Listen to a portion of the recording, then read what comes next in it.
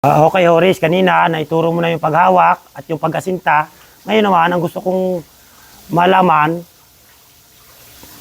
kung paano bang Yung taba. yung mga baguhan na katulad ko, kung anong mai-recommenda mo na magandang takong gamitin. Para sa iyo nakikita ko naman dun sa mga amateur katulad mo. Kailangan ng mga shop ng tako, hindi super nipis.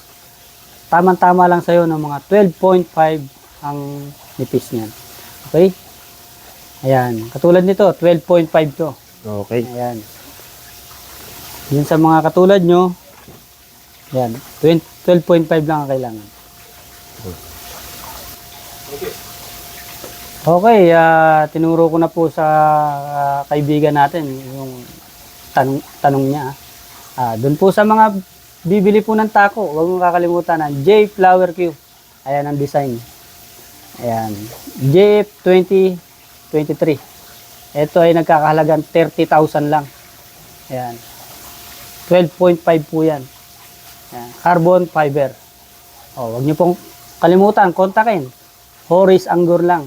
Horace ay Naga Anggor. Bye!